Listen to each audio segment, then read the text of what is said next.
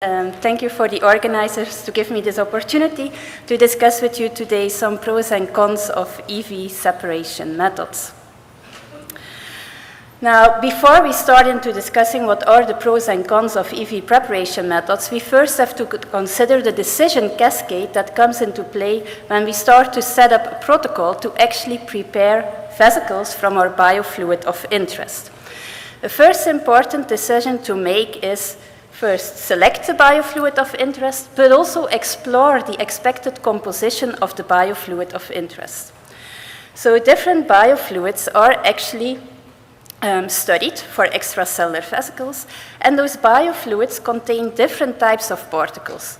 Some of these particles are specific to the biofluid, some of these particles are general to different biofluids, and of course biofluids also contain different subpopulations of extracellular vesicles. So if we take a look to blood, for example, blood contains, of course, abundant lipoprotein particles, also abundant soluble proteins, protein aggregates and complexes, and diverse sets of extracellular vesicles. When we collect our biofluid, as Dylan indicated earlier this morning, we also have to be aware about the pre-analytical aspects, how to collect the biofluid, to pre-processing of the biofluid and store the biofluid before you start to prepare extracellular vesicles from them. So there are some very important guidelines that are being discussed and developed by the different biofluid-specific rigor and standardization task forces. And of course, one of these variables when working with blood is, for example, the choice of blood collection tubes, for which we have made a comparative analysis recently, which will normally soon be published in the Journal of Extracellular Vesicles. But once we know the composition, which types of particles we have present in our samples, we can actually start to design and implement our preparation protocol. The aim of the preparation protocol can be two-sided. First of all, it can help us to separate EVs from those other particles or other materials that are also present in the biofluid. And those methods, in the same time, can help us to prepare bulk EVs or prepare subpopulations of extracellular vesicles. Now, which methods can we use to actually do so? So there are different types of methods, and these actually exploit mainly the biophysical or biochemical characteristics of extracellular vesicles. But which method you actually want to use in your particular preparation protocol is mainly driven by the study aim and also by the composition of the biofluid. So there are methods that separate particles based upon size, such as differential ultracentrifugation, size exclusion chromatography, and ultrafiltration, based upon density, making use of density gradient ultracentrifugation, based upon surface characteristics, which can be, for example, surface antigens, but also surface charge. And then there are also precipitation-based methods that exploit volume-excluding principles to retrieve particles from biofluids. Now, in most of the studies, these different types of methods are combined in one way or another. And this results in a variety of protocols that are being used to study extracellular vesicles from biofluids for different study aims. And this heterogeneity became actually clear when we analyzed literature on extracellular vesicles.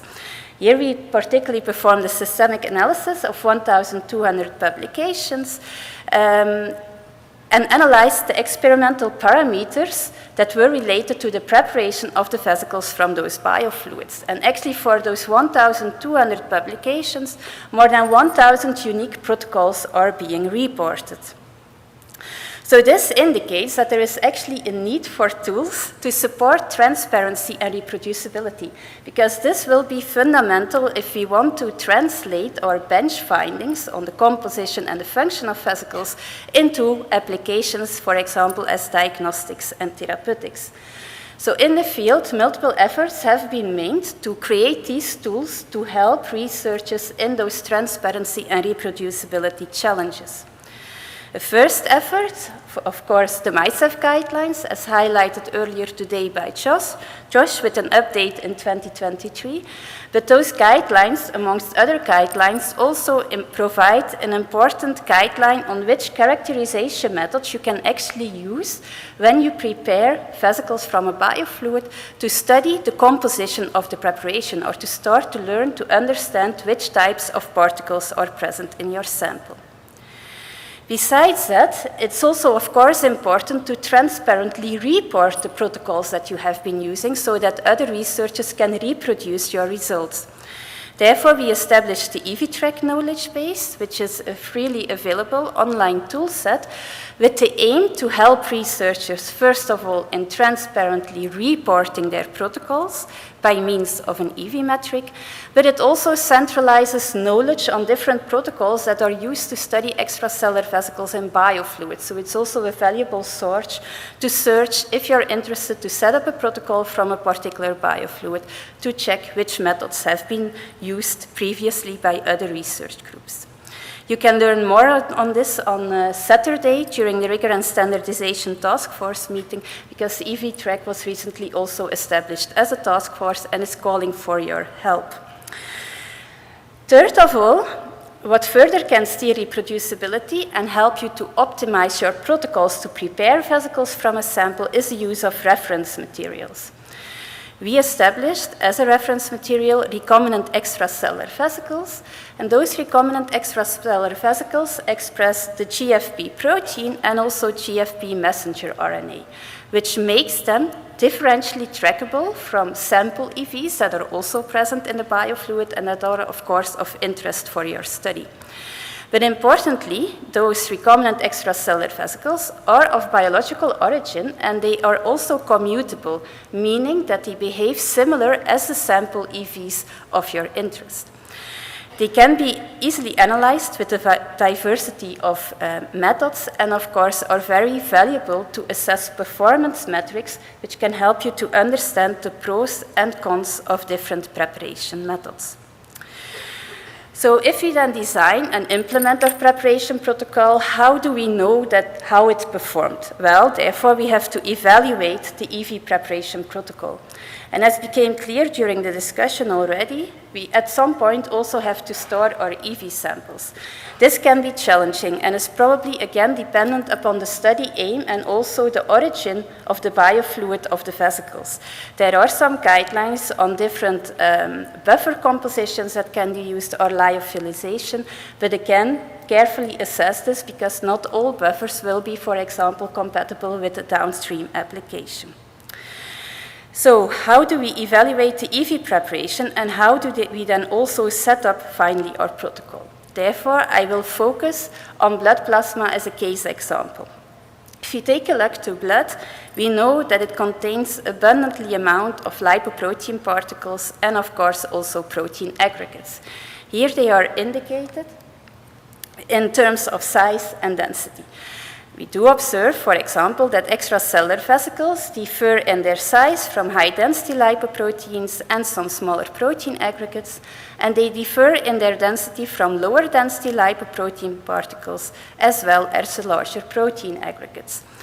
This means that probably if we select one biophysical characteristic to separate those vesicles from other particles, we will end up with a mixture of different types of particles. However, if we start to combine and exploit different biophysical characteristics, we may be able to increase the specificity of our EV preparation. And in this presentation, I will focus on two performance metrics that will allow us to also identify the pros and cons of EV preparation methods, which are specificity and efficiency. So specificity, what is the feasibility of a method to separate extracellular vesicles from other materials, and efficiency, if it does this, what is the amount of vesicles that we retain in our final preparation, or what is the amount of vesicles that we actually lost while preparing the vesicles from our samples. So for blood plasma, if we first implement a size-based method, for example, size exclusion chromatography, and we collect the different fractions, and we analyze those different fractions for the presence of extracellular vesicle-associated proteins or lipoprotein particle-associated proteins, we observe that the vesicle-containing fractions also still contain lipoprotein particles, which is also visualized by electron microscopy. So if we now add, or we collect the fractions that contain the extracellular vesicles, and we add an additional density-based separation by loading these fractions on top of the density gradient, we observe that based upon density, those extracellular vesicles are additionally separated from the remaining lipoprotein particles, which is also visualized by electron microscopy. This means that with adding an additional density-based method, we are able to increase the specificity of our preparation towards extracellular vesicles. But what does this mean in terms of efficiency? Well, to assess the efficiency of a method, what we can do is spike a reference material in our blood sample before preparation and calculate the amount that is retained after implementation of the preparation method. And then you can observe, well, for example, with the size-based method only, our recovery is approximately 70 to 80%. By adding an additional density-based step to increase specificity, this efficiency is reduced to 30 to 40%, which means that there is a trade-off between efficiency and specificity.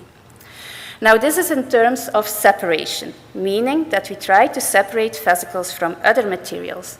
But those methods inevitably also result in separation or fractionation of different subpopulations of extracellular vesicles.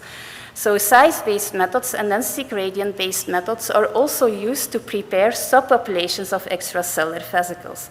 In this particular case, for example, if we implement the size and density-based method on blood plasma samples from patients with intestinal barrier dysfunctions, we were able to not only separate lipoprotein particles from extracellular vesicles, from eukaryotic or human origin, but also to fractionate those eukaryotic extracellular vesicles from bacterial extracellular vesicles.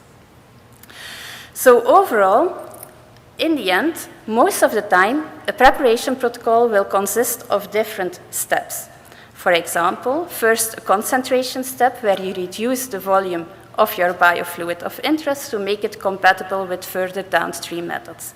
Then we can do an enrichment step, and if we add even an additional step, we can end up with a highly specific EV preparation. So the more steps you include, the higher the specificity you will obtain in your preparation, but also the lower the efficiency or the lower the amount of vesicles you will retrieve. This is one example. And is this the golden standard? No, because as I indicated, this is really dependent on your study aim and on the biofluid of interest. So depending on this, there can be a variety of methods that can be combined, but the most important aspect is that you don't forget to optimize and check the quality of the preparation that you obtain.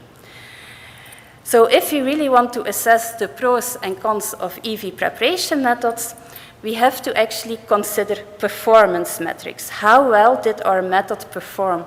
And the pros and cons really vary, whether you're studying and preparing your vesicles in a bench setting, so to study their composition or function, or at an application setting when you are developing them and using them for diagnostics and therapeutics. In the presentation, I focused mainly on specificity and efficiency, but of course also depending on the application, integrity or retaining the integrity of the vesicle is also important. To date, we know that vesicles also carry a biomolecular corona. How this is maintained by different preparation methods is unclear still to date, but it will definitely impact and may again decide which preparation method is most suitable for your downstream application. Of course, repeatability and reproducibility are also important, and besides that, you have the more method-specific parameters, such as high throughput, hands-on time, and so on. So the take-home message would be that overall it is challenging to set up your preparation protocol, but we have a diversity of tools available which allow you to set up a protocol that at least can accommodate the needs that you have for a particular study aim or biofluid. The most important is that you consider those steps and that you evaluate the preparation that you obtain so that you are able to draw the correct conclusions from your experiments, and of course that you transparently report what you did so that others can reproduce your experiments to steer or bench findings towards applications. Thank you for your attention.